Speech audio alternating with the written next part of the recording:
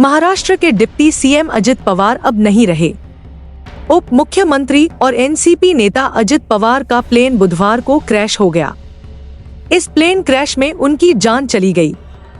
बारामती में हुए इस प्लेन क्रैश में अजित पवार के साथ अन्य 4 लोगों की भी मौत हो गई।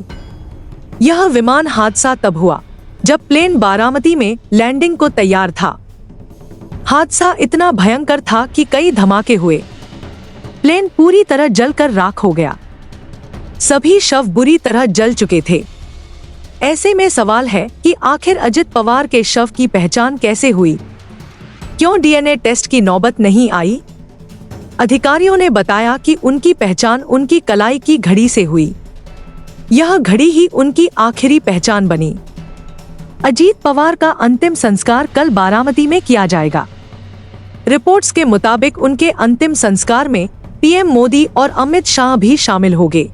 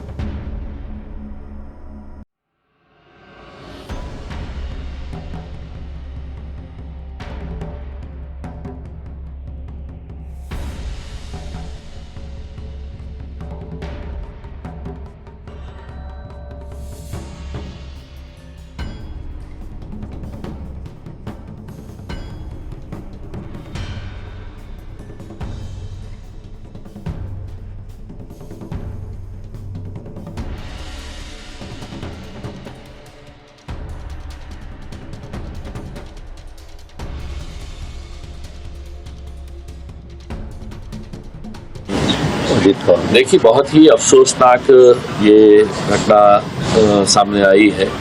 हमारे पास कोई शब्द नहीं है कि हम किस तरीके से अपना ये बयान जारी करें। अजीत दादा के साथ 5 साल मुझे एक आमदार की हैसियत से विधानसभा में काम करने का मौका मिला और उस दौरान हमने देखा, और उससे पहले भी हम ये जानते थे कि महाराष्ट्र के अंदर उनसे बेहतर एबल और एफिशिएंट एडमिनिस्ट्रेटर नहीं था। यकीनन ये बहुत ही अफसोसनाक घटना हुई है। अजीत दादा के बारे में सिर्फ इतना कह सकते हैं कि महाराष्ट्र के अंदर एक अंग्रेजी में कहते हैं वर्कaholic, कि मतलब आदमी सिर्फ काम काम और काम करता। हर कोई जानता है कि सुबह 6 बजे उठकर देर रात तक अजीत दादा की पहचान जो थी वो सिर्फ काम काम और काम करते रहते थे। और उनका जो डिसीजन मेकिंग एबिलिटी था, मैं नहीं समझ सकता हूँ कि राजनीति के अंदर ऐसा कोई दूसरा शख्स है जिसके पास इतनी अच्छी ये कला थी। अगर उनके पास कोई जाता काम होने वाला है तो वो मुंह पे कह देते थे कि हाँ ये काम हो जाएगा करके, और नहीं होने वाला है तो फिर वो किसी भी हालत के अंदर आपके मुंह पे कह देते थे कि नहीं, किसी भी हालत के अंदर ये काम नहीं हो सकता है। तो ये राजनीति के अंदर ये जो क्वालिटी है दूसरे किसी राजनेता के अंदर देखने को नहीं मिलती है।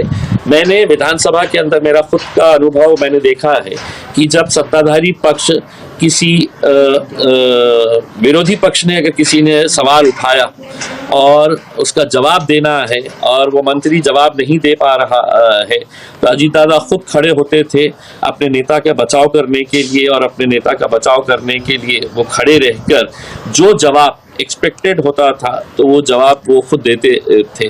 तो कुछ ऐसे गुण थे कि जो आज उनकी कमी महसूस तो यकीनन से महाराष्ट्र को नहीं पूरे देश के अंदर होगी। बहुत ही अफसोसनाक बात है। पवार परिवार के ऊपर अभी क्या बीत रही होंगी, चाहे पार्थ पवार, रोहित पवार, शरद पवार साहब या सुप्रिया ताई या उनके पूरे जितने भी परिवार के लोग हैं, हम उनकी इस दुखद घड़ी के अंदर हम उनके साथ खड़े हुए हैं और पूरा महाराष्ट्र आज सदमे में। दुख भरी श्रद्धांजलि अर्पित करता हूँ। उनके परिवार को इस दुख से बाहर आने की शक्ति ईश्वर प्रदान करे, ऐसे ईश्वर से प्रार्थना करता हूँ। मैं फिलहाल सऊदी अरब में हूँ। मैं सो रहा था, मुझे जगाया गया और इतनी दुखद खबर मैंने सुना। मैं समझता हूँ कि मेरे लिए बहुत ही अफसोस की बात है। भाई अजीत पवार साहब जैसा इंसान जिसने कभी नहीं देखा कौन किस पार्टी का है, हमेशा बेचारा मदद किया। और मैं समझता हूँ अपनी जिंदगी में अजीत पवार साहब कभी शायद पूरी नींद सो भी नहीं पाए। कितना सेवा करना लोगों की, प्रॉम्प्ट एक्शन लेना। आज अजीत पवार साहब नहीं है, बहुत अफसोस है। उनके साथ 6 लोग हैं, मेरी पूरी सहानुभूति उनके साथ है, उनके परिवार के साथ सहानुभूति है। ये दुख सहने काबिल नहीं है। महाराष्ट्र की राजनीति में एक बहुत बड़ा नुकसान हुआ है। मैं दुआ करता हूँ ईश्वर अल्लाह उनको शांति दे, उनके घर वालों को सब्र करने की तौफीक दे। स्वाभाविक है क्योंकि बहुत बड़े नेता थे, डिप्टी सीएम कई बार रहे वो, और महाराष्ट्र के बहुत लोकप्रिय नेता रहे। और अगर ऐसी घटना हो जाए, और आज के समय पे जहां हम इतने जागरूक हैं, टेक्नोलॉजी को इतना समझते हैं चीज़ें, तो उन्होंने ठीक ही मांग की होगी क्योंकि वीआईपी के साथ इस तरह की घटना न हो।